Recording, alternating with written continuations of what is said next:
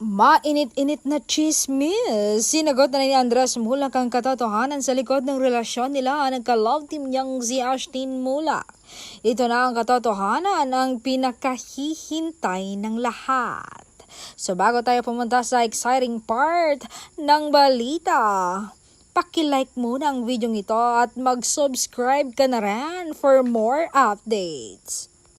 Eto nga ang sinabi niya kung paano nakikita nyo, that's what you get guys. We're really just enjoying our time together. Date like that, watching movies and going to events, supporting our friends and just enjoy being together. Kasi what are we here for, diba?